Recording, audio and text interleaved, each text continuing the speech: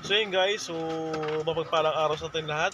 Ayan, so for today's video guys, so magluluto tayo guys ng ginisang ah sayuti na may sahog na pusit.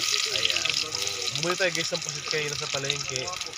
Ayan, para magluto ng ginisang sayuti na may pusit. Ayan, so guys, so samahan nyo lang ako guys.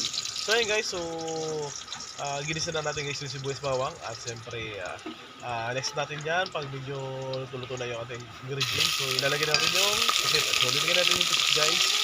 Ayan. So talagang ano lang po yan guys. Talagang 120 lang yung pusit na yan. Alright. So tama-tama yun guys. Sa panahon ngayon tag-ulan. Yan po yung ulam namin sa hapunan. Ayan. Ayan o.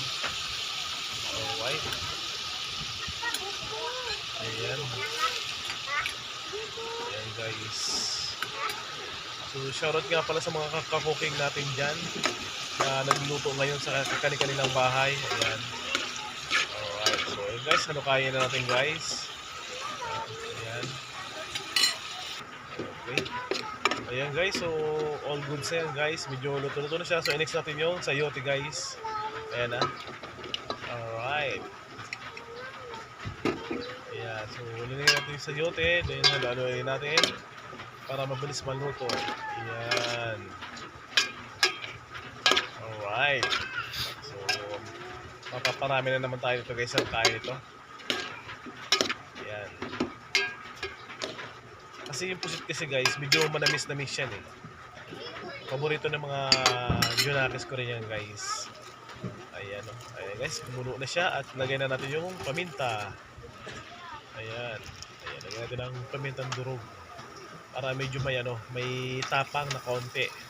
At siyempre, dagdagan natin guys yung konting tubig. Ayan. Kasi yung junakis ko guys, mahilig sila sa may sabaw.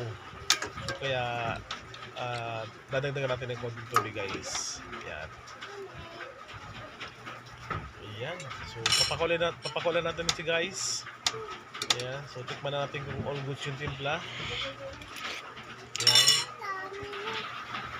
Alright. So lagyan natin ng konting asin guys.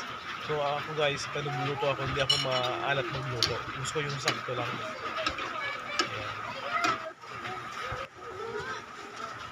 So ayan guys, tingnan natin. Ayan, kumulo na siya. Alright, so pwede na guys yan. You know. Ayan, so thank you for watching. See you sa mga next video natin. Alright, please subscribe my YouTube channel, Jojo the Great.